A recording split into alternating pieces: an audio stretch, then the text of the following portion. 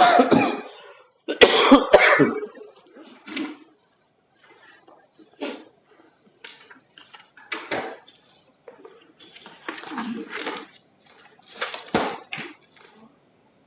remember those ones. Sticky tabs and highlighters and notes. I just show up. Make it to me. Okay, good evening, everyone. Welcome to this meeting of Finance and Corporate Services Committee, where we'll be holding our public input session for our 2025 budget. Kicking things off is going to be Mr. Haggie. Go ahead when you're ready.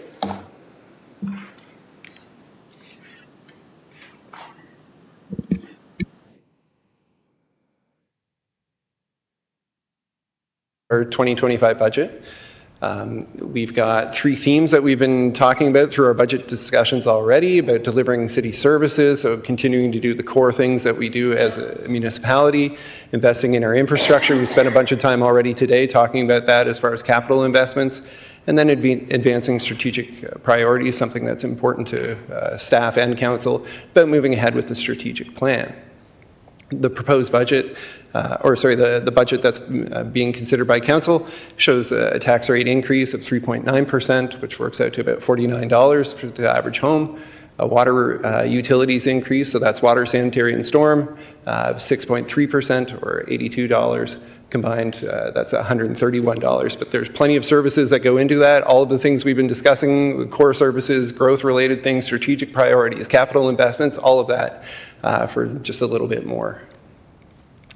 When we talk about how we compare with other municipalities, this graph shows that on average for the total municipal burden, so again, that's taxes, water, and sanitary, the City of Kitchener is lower than average in terms of cost. I would say we're not there in terms of service delivery, that we have lots of good services that are going out, and generally for a cost that is less than average of other large municipalities here in Ontario. Just talking and turning about the budget content, all of the information that we've been reviewing through our budget meetings already is posted online. The only thing that's missing, you see there is Appendix F, which you as council do not have yet either. It's the final, the final budget day information, the proposed budget, which we'll be getting to later next month. Well, shortly, but it turns out to be next month. We have a survey that's open right now. It closes tomorrow. We already have 170 responses talking about kind of the strategic themes and the priorities for the community, just doing a bit of a pulse check on where that is, and we'll provide that information to council prior to final budget day. We were talking a little bit about some of the video content that we have available resources. I think council saw a picture of this during Bethany's presentation already this morning. As far as things that they're quick hit videos that we have for public education, we were talking about the region and the city one and how the city budget works, just to provide a bit of context to the public about kind of what we do, what the region does, and other things that are important to us regarding municipal budgets. And just finally closing things off, timeline-wise, where we're at. We've got the highlighted here, November 25th. We're here to have public delegates come and talk about what's important to them. Following this, next week on Monday, the mayor will propose the budget, and then any changes to the budget after that point would have to be brought forward by council in a formal amendment, and then discussed and or debated on what is final budget day on December 12th. If there are no amendments, the budget gets adopted right at that point. If there are amendments, there's a bit of a vesting period, and so by the end of the year, we'll have an adopted budget one way or the other. That's it, Mr. Chair. I'll turn the time back to you. Thank you very much. We will get into the delegation portion. Just before we start, I did want to extend regrets on behalf of Mayor Verbenovich, who very much wanted to be here, but he had a family matter he had to deal with. So just for those of us, just a reminder in terms of public input session, this is an opportunity to listen to members of the public. Certainly you'll have an opportunity to ask questions of the delegations after their presentation, but as per our green cards in front of us, if you could, tend to follow those rules. The only one I really tend to care a lot about is introducing new information, like ask them about something they're presenting, but please don't introduce something that's not related to their presentation. I will quickly read, actually I should ask if there's any disclosures of pecuniary interest that anyone want to. Councillor Singh? Regarding the overall budget, or Because we're not doing any matters, this is just Yes, information. I think so- it would only be based on the delegations, which you're not aware of. So no, I don't think so, yeah. no. Yeah, you're good. Okay. I'm going to read this. To all delegations, the city values and encourages participation and dialogue in a democratic process that occurs in council and committee meetings and through written submissions and correspondence. It's important that these interactions remain respectful towards other members of the public, staff, and council. In cases where dialogue is not respectful or a delegate interrupts councilors, staff, or other delegations, makes derogatory statements about councilors, staff, or other that are disrespectful, or uses hate speech or language that is considered harmful or defamatory, the chair, which is me, may interject to take necessary actions to maintain a respectful and inclusive environment for everyone, which could involve removal from the meeting. Last reminder, delegations are permitted to address council for a maximum of 5 minutes, which will be displayed on the screen in front of you. When there is 30 seconds remaining in your time, you'll hear a small audio tone that will signal those 30 seconds remaining. Please take your time to conclude your presentation, as there will be a second tone at the completion of your time, and the microphones will turn on shortly after the 5-minute mark. Lastly, please do not take offense if following your presentation there are no questions from council. Again, this is our time to really listen and reflect upon the opinions and ideas shared with us from your perspective.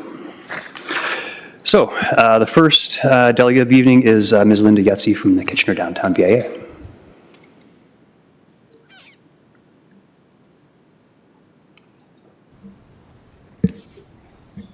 Good evening. Good evening. Thank you, Chair. Greetings, Kitchener councillors and staff. I am speaking today as the Executive Director of the Downtown Kitchener BIA, advocating for support for the Downtown Ambassador Program that is operated through bylaw, City of Kitchener, under the direction of Gloria McNeil and Helen Philactu. People helping people who are troubled allows for a better outcome. To me, this is representative of what Downtown Kitchener stands for: connecting all of our residents and businesses, protecting the integrity of our core, and ensuring that downtown remains a safe and connected community for everyone to be proud of. Prior to this ambassador team, the Kitchener BIA started a first-of-its-kind program in Ontario called the Discovery Team that was duplicated in other cities, experiencing an increased number of vulnerable people in their downtowns. We started planning in 2017 and launched that program in March 2018. At that time, we experienced approximately 81 calls to service every 2 weeks. By June that year, we were down to 37 calls to service. This program works because ambassadors on the street are able to assess whether or not police presence is necessary, and in turn, this ensures the correct services are provided for the individual in need, which also maximizes the efficiency and effectiveness of our local resources. At this time, Waterloo Regional Police Services provided more dedicated officers to our downtown district. The Discovery Team was reassessed in 2021. The number of individuals increased exponentially, and drug use became complex. For these reasons, the program became less effective. Success meant that we needed a more structured program and more funding. Around this time, I visited the ambassador team in downtown Vancouver with Darren Becks, then the manager of Downtown Innovation, where we witnessed and learned more about a structured program. The program being delivered today through bylaw is excellent. It encompasses a proactive engagement with vulnerable individuals and follows through with reactive support that helps to de-escalate situations. Approximately 2,000 interactions to date have occurred. The feedback I receive from business owners and building owners downtown has been very positive. They are grateful for this service and appreciate the ability to make a call to an ambassador and receive a timely response for assistance. This is important to many: the businesses, the people that support our businesses, visitors for festivals, and our residents. As the Kitchener BIA and the City of Kitchener continue to invest in our downtown, we also want to attract more businesses to our core, and a program like this really helps. On behalf of the BIA Board of Directors, we hope to see this program continue in 2025. Thank you. Thank you, Ms. Yetsey, for your presentation. Just for members of the committee, if you have your budget books and you're interested, this is in the issue paper under Final Budget Day, page G11. There are 3 people in the queue with questions. First is Councillor Deneau. Thank you, Chair Davey, and thank you for coming in, Linda. I guess my question is, and we've heard good things about the Ambassador Program in the core, because that's where it's located. And so, because it does only because it only operates downtown, I would love to see the BIA help in funding some of this program, just because it does. Already? Wow. No, okay. ignore that. Because it does affect the downtown businesses. It does affect, people who are living downtown. And so is that something that can be explored as opposed to, putting the additional cost on the taxpayer because the downtown BIA is benefiting from this program? What are the chances of some kind of assistance from your organization? Through the chair, thank you for your question. To date, before we stopped funding the program, the BIA did spend $285,000, and that doesn't account for our staff time. So we have invested, and we did initiate a program. Today, I can't say whether we would or would not. That would be something that would have to be voted on by the Board of Directors, because that would impact our budget.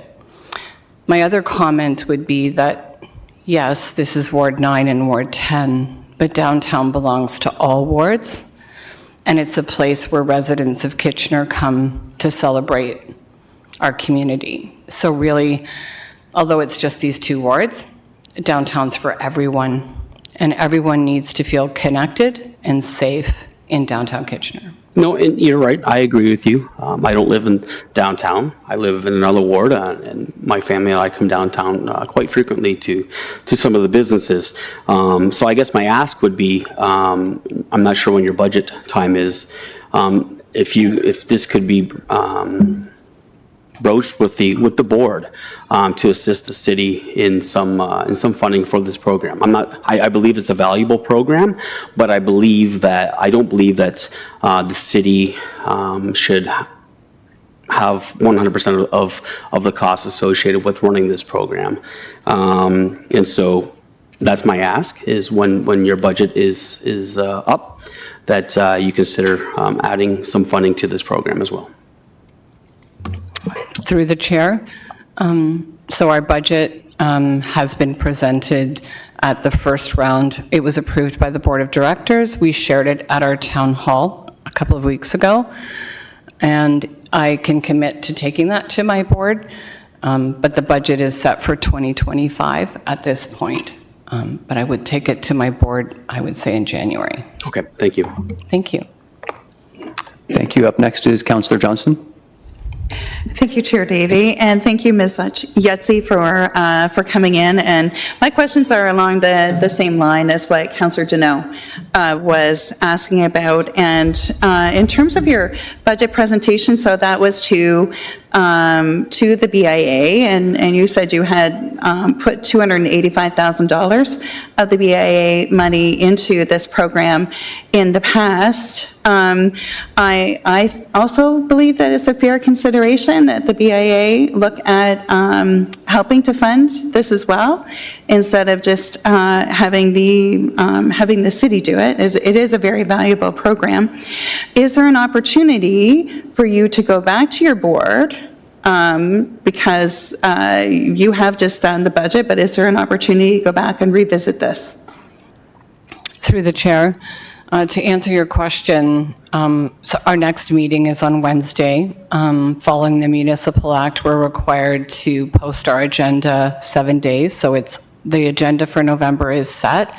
we'd have to call a special meeting in December to discuss that, which I would be open to asking the board on Wednesday. Yeah, I think that, well, at least a few of us would probably appreciate that you look into doing that, because if you were able to put $285,000 into it previously, being able to share some of that funding now would be appreciated. Thank you. Thank you. Next is Councillor Chapman. Yeah, thank you. So the BIA budget will be coming to council, right? Through the chair, that's correct. So the process is that I do present it to our members. They don't vote. My budget, the BIA budget is approved by council. And when is that coming? Through the chair, I'm not sure when it's set. I know in the past that it usually is approved mid-year. Yeah, okay. I just wanted to make that clear. Can you just give us some examples of what some of the calls to service that the ambassadors respond to are? Through the chair, yeah, thank you for your question, Debbie. I think that, well, the best person to answer that at this point in time would be by law, but from my experience in the past in dealing with the Discovery team, and from the information that I'm receiving today from our business owners and our building owners, it's usually situations where a vulnerable person is really lost and confused. Perhaps passed out or sleeping, concern for that person's health, wanting to ensure that that person gets the right help that they need. Sometimes it can be a bit disruptive to their business service, but it's not always a police call.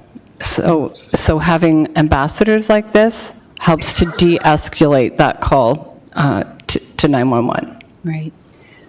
Can you, I don't know if you want to, if you can you kind of give us some ideas of what things the BIA pays for in, that complements what the city already does, or, because I know there's a lot of partnerships that go on, right? Through the chair, and just for some clarification, are you asking for our current budget and Yeah, how but we support? without dollars and cents, like just what sorts of things does the BIA cover in their budget? Thank you. Through the chair. So today in this proposed 2025 budget, we have horticultural support back to the City of Kitchener. We also support the City of Kitchener for special events.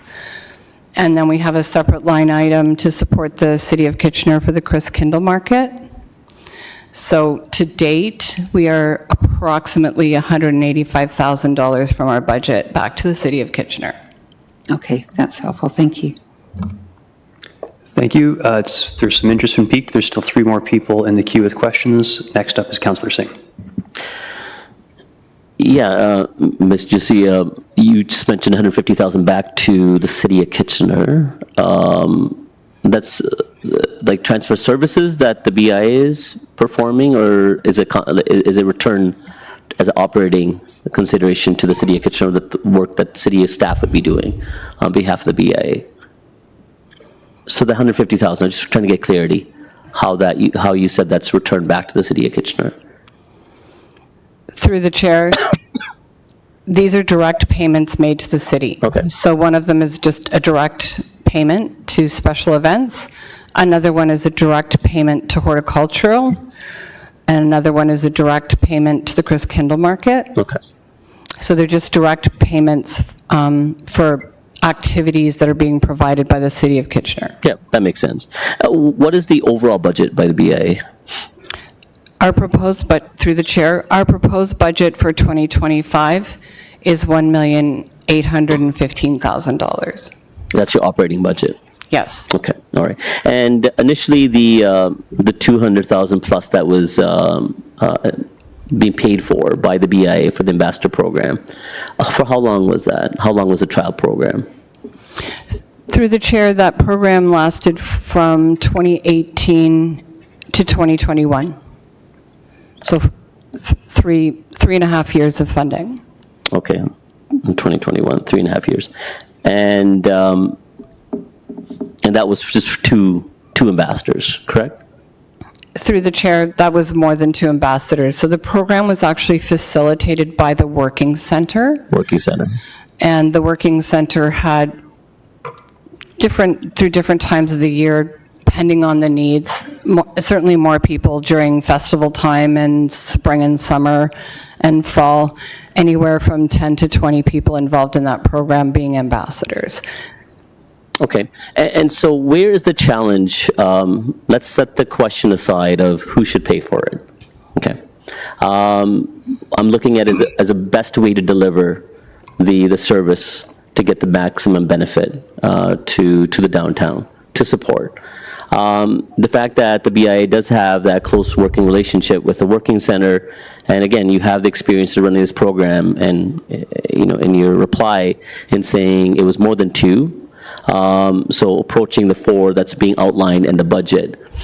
Where does the BIA have the capacity to continue running that program if it was more of transfer of payment to the BIA, if it's shown that the BIA can run it better, more efficiently, and for less, if that is the case?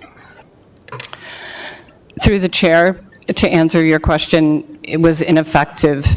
While the Working Center did a really great job and everything that they could, the people that were facilitating the program didn't always, in all situations, have the capacity to deal with the complex issues that we're dealing with.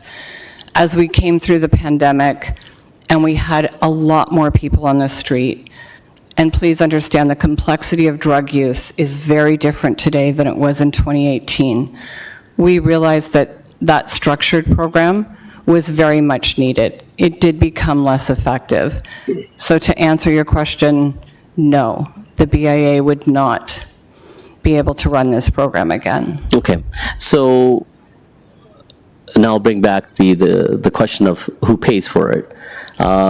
The fact that the BIA did have capacity through their tax base to support this program for 3+ years. Councillor Deneau did ask that question. Is there capacity within your budget? And you said, so that's been taken out of the budget since 2021 then? Or how was that money reallocated? Was there something else that was shifted from the 200,000 was dedicated for this program? What happened in between that period and now? Through the chair, following the pandemic, the board made a decision not to fund that program. There was very thoughtful consideration and very good discussions and questions. It was viewed that there were a lot of good discussions about where does this land? Is it the BIA that funds social issues? Is it the city? Is it the region? Is it provincial? Is it federal? It's all. And it's a very difficult situation. Typically, BIAs do not look after social issues. We exist to improve an area through marketing, events, music, those sorts of programs. So at that time, the board decided not to fund it. Okay, that's helped. I may ring back, but I'll see what other colleagues have to say. Thank you. Up next is Councillor Ioannidis. Thanks, Chair Davey, and thanks, Ms. Yutzi, for coming in. I can definitely appreciate the complexity of this of this ask. I guess my question is, prior to 2018, before this program was implemented, who dealt with these issues that for the ambassadors to look upon? Through the chair, that's a great question. The reason that I made the suggestion to start a program like this was because there were a lot of calls to 911, and that can really change the perception of safety downtown when there's sirens and police cars, when it wasn't really necessary for police to be involved. We always tell our businesses to call 911 or to call police if they feel threatened in any way, but there were a lot of situations where it wasn't necessary to use that resource. It can really make a core feel unsafe if there's constant calls to police when not necessary. Okay. I guess,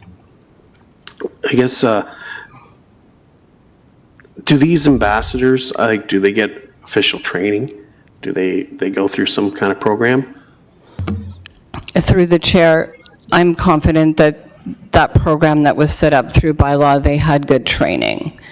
When it was facilitated by the working center, what I did know is that the people that were on the street had lived experience, which does help.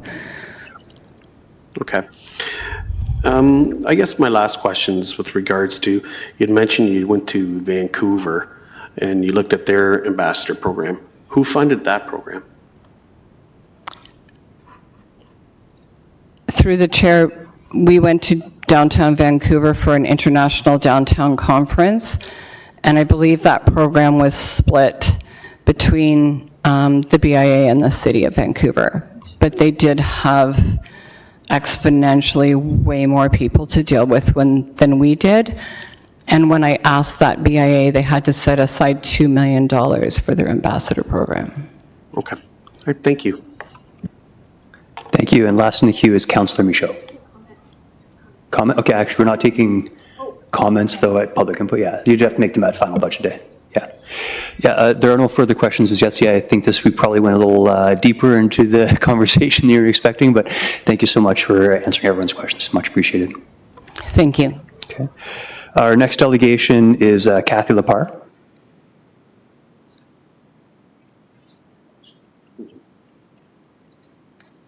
Ask clarification staff afterwards.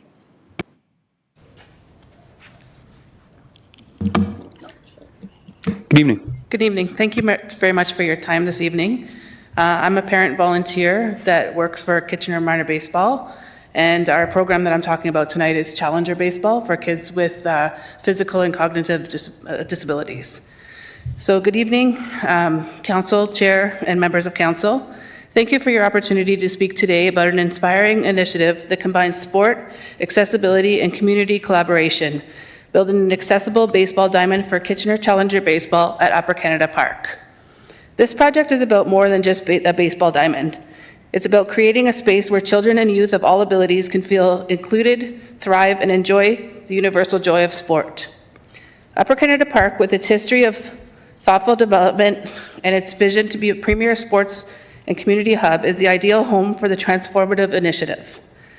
Challenger Baseball offers children and youth with cognitive and physical disabilities the opportunity to participate in a sport tailored to their unique needs. For years, our program has operated at Crosby Park. However, the current facilities lack the accessibility features needed to meet the program's goals of inclusivity and safety. The planned improvements at Upper Canada Park align perfectly with these needs. By integrating a fully accessible baseball diamond into the park's next phase of development, we are laying the foundation for a facility that not only meets local demand, but positions Upper Canada as a regional leader in inclusive sports. Upper Canada Park has already demonstrated its value as a community gem.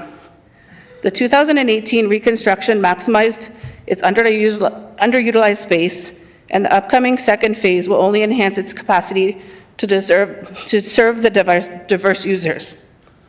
With planned features such as expanded parking, sports field lighting, and accessible washrooms, Upper Canada Park is well on its way to becoming a model facility for all of its residents.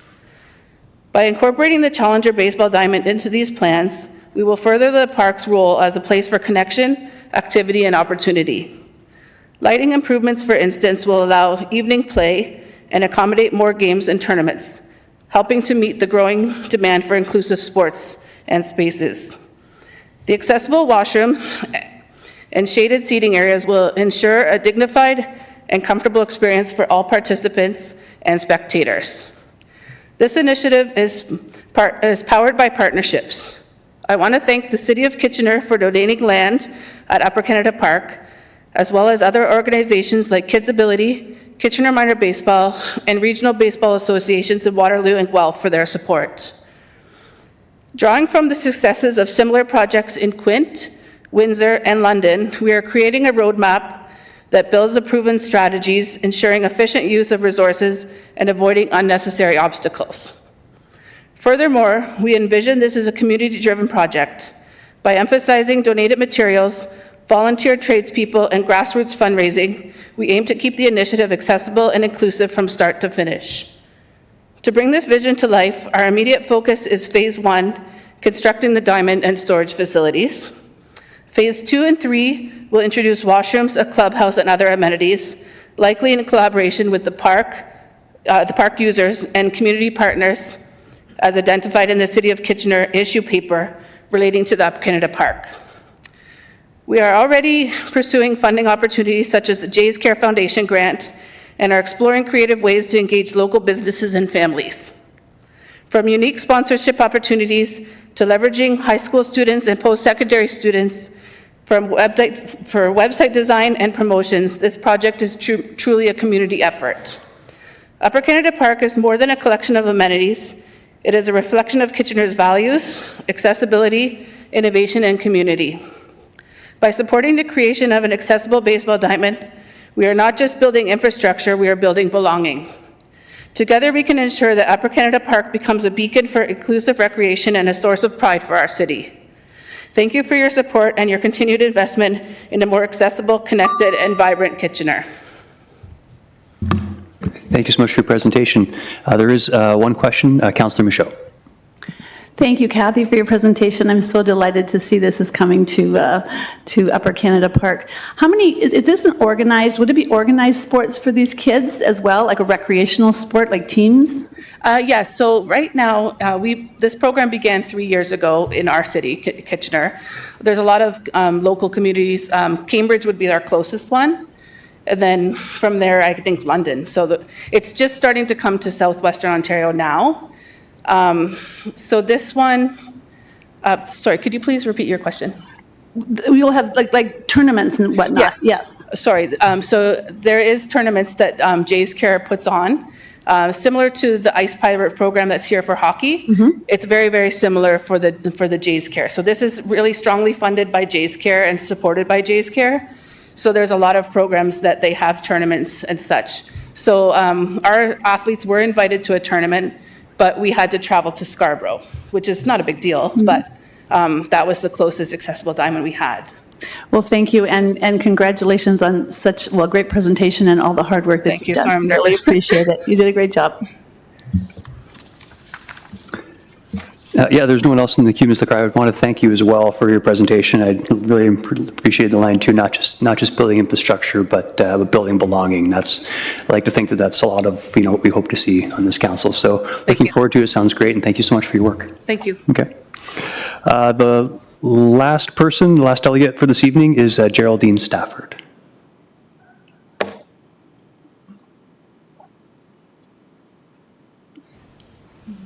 Good evening. Good evening. I literally just flew in, so apologies for being a little bit late. I had sent a letter, but I just, I could make it, so I was just compelled to make sure I was here. So today, thank you all for having me here. My delegation is in support of the 2025 budget and investment in community events. So I'm here representing myself as a private citizen and the festival director for Caravana Ignite. So on behalf of the entire Caravana Ignite Festival team, we're writing to express, or I'm in person now, to express full support of the proposed 2025 budget, particularly the strategic focus on creating an economically thriving city together.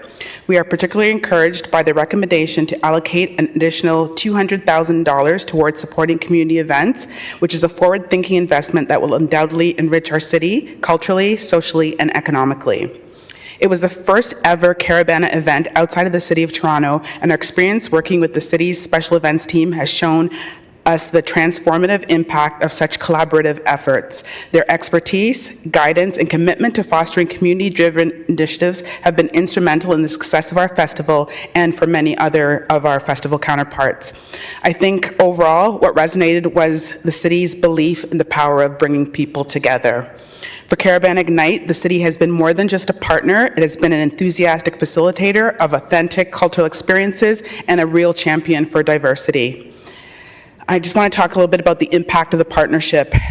Caribana Ignite brings the vibrant cultural heritage of the Caribbean community to life through music, art, dance, and food. It is more than just an event. It is a celebration of identity, a space for connection, and a driver of economic opportunity for local vendors, performers, and small businesses. Caribana began in 1967 as a contribution to Toronto's cultural landscape via Expo 67, and we are proud to bring that gift to Kitchener. While we have been proud to lead this celebration, we could not achieve this success without the leadership and support, again, of the city's special events team and all of you who supported the festival.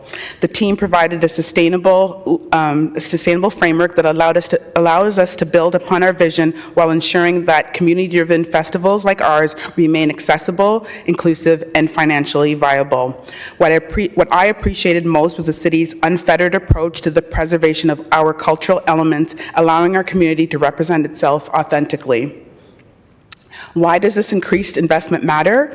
The City of Kitchener is situated within the most diverse region in Canada. An additional $200,000 to support community events is not merely just an allocation of funding. It is an investment in the people, the neighborhoods, and businesses that make our city extraordinary and diverse. Events like Caribana Ignite contribute to the economy by attracting visitors, creating jobs, and supporting local enterprises. The police numbers for Caribana Ignite was 15,000 people. We firmly believe that this additional funding will enable us to bring more events. They'll emerge, flourish, and deliver so many benefits to the city. It will further empower the city's special events team to expand their support to a broader range of organizers, ensuring that diverse voices and stories continue to find platforms in our community. If we do not make investments to support community events, we lose the attraction of being a leading city to live, work, and play. So let's share this vision for the future. The proposed budget reflects a shared commitment to building a thriving city, one that values its residents, embraces diversity, and invests in its future. By prioritizing community events, the city is reaffirming the importance of culture, creativity, and collaboration in driving economic growth and enhancing the quality of life for all residents and visitors who come to the city. With this in mind, we encourage City Council to approve this budget and the proposed investment. We couldn't have done Caribana Kitchener 2024 without the support of the city and without the support of you, and the future of Caribana 2025 and other festivals and events are in your hands. Thank you so much for your presentation. There are 3 people in the queue with questions, beginning with Councillor Ioannidis. I think you mentioned it. I was just curious on the attendance, and you did say it was about 15,000. Mm-hmm. Okay. I don't really have much more to add, except I wholeheartedly agree with what you said during your presentation, and I do appreciate the positive remarks about our event staff, because I think we all here take pride in wanting to showcase our city and to make it the most excellent place to live, work, and play. So, and your event is fabulous, and I'm more excited about it every year to see more things grow and how it grows in our community. So, thank you. Oh, thank you. Okay. Yeah, thank you, Councillor Ioannidis. Just a reminder, though, this is primarily questions. Comments are reserved for final day. Up next is Councillor Deneau. Thanks, Chair Davey, and thank you for coming in. I'm sure you're probably tired from your flight. Where'd you come from? Well, just Washington, D.C. I just went to visit my daughter. It's Just not far. Washington. Yeah, okay. So of the 15,000, is there any idea of how many out-of-towners or people from out of the region came in? We're waiting on the economic impact study, so special events team will provide us that. But, just when you look at the revelers alone, we imported busloads of people who came in. The cornerstone of Caribana is really the Toronto piece. And if you look on social media, people were coming from all over. In fact, I didn't mention it, but the City of London, the City of Niagara reached out for us to do the same thing there, but we said, no, we're staying in Kitchener. That's smart. Would you anticipate, and I think the answer would be yes, but do you anticipate it growing even more? Absolutely. So the City of Toronto, of course, about 2 million people, and the economic investment there is about $400 million. Because of the big city feel, the feedback we've gotten is that people want to come because, one, it was so well organized and it was such a niche event where people felt part of it, which is different than Toronto. So what we're telling people is still go to Toronto, right? We did little advertising outside, but people still, came in. in because of that niche feeling, but we know it's going to get bigger. That's awesome. Stay out of those other regions, okay? Thank you very much. Thank you. Up next is Councillor Johnston. Thank you, Chair Davey, and thanks, Ms. Stafford, for coming in. I agree that I was only able to attend on the first night. It was absolutely incredible. It was so much fun. And just watching how people enjoyed it was pretty amazing. So my question would be around the extra $200,000, and you mentioned in your presentation about involving neighborhoods and things. Love maybe to hear a little bit more about that, please. Sure. So the $200,000 just, is for all cultural festivals, not just for Caribana. But the way that I know our vision with Caribana was involving neighborhoods was, for example, murals, neighborhood murals, that speaks to the cultural creativity. We want to bring in, for example, there's a sewing program that could come in and do costumes. So there's so much on the ground, grassroots, bringing in the colleges to come in and do window displays, working with the BIA. So there's just so much that was untapped. So, to the point of it growing, like we just scratched the surface, and I can speak to the other festivals, like Mama's Cookout, just scratching the surface. Afro Vibes Festival, just scratching the surface is where we could go. Your enthusiasm is wonderful. Thank you. Thank you. Thank you. And finally, Councillor Schneider. Thank you, Chair Davey. Thank you, Geraldine, so much for coming in. It was great hearing how well Caribana was received by our staff. Do you have any comments in the committee how our community received Caribana? Oh my goodness, they wanted more. They wanted longer. They wanted to be involved. So that's something definitely for next year. We brought in the talent of the feathers and everything, but I think the community wanted to be on the street, being part of the parade. So that's going to be a big element next year.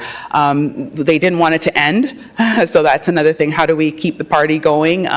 Using, again, the city was very gracious in helping us with Gaukel, down at Gaukel, helping us, just down King Street itself. So how can we expand and do more for even the kids, like the kids zone? Even Caribana in Toronto doesn't have a kids zone. So to bring that, it just was a family-friendly event. Okay, and I know it's just the start, and there's so many things that could be done. With Oktoberfest, we try and do things throughout the year. Do you think it might be possible to have like events or a seminar on maybe making a headdress or making a costume, so that could happen before Caribana arrives, and the costumes and headdresses could be worn during Caribana, just something to that effect. Well, you must have been a secret spy in our meetings. So we're having, again, great discussions. So with the KW Titans, we plan to have the kickoff during Black History Month. We are in discussions with the University of Waterloo, but it's our university. So to bring in some research into the history of Carnival and also the history of costume making. And also, too, I don't want to spoil the big surprise, but we are going to be having an official costume launch like they do in Toronto, where you will see the big costumes and have an opportunity to buy those. Okay, so, that's exciting. Yeah, lots of things planned. And if you all want, there's going to be some soca size and dancer size classes, too, to get you ready for the street. Awesome. Yeah, I could use some dancing lessons. So, yeah, lots. Like, there is benefit to that, so. Great. Thank you so much. You're welcome. Yeah, thank you so much for your presentation. You can tell there's a lot of enthusiasm and support for Caribana, and again, by all accounts, it was a very impressive opening, and I think I would agree it's only going to grow huge in the future. Wonderful. Thanks so much. That concludes our Finance and Corporate Services Committee public input sessions. If folks have questions based on some of the items that were raised during the delegates, please reach out to staff in between now and final budget date to get those addressed, okay? So could I take a motion to adjourn? Moved by Councillor O'Dooney. Those in favor? Opposed?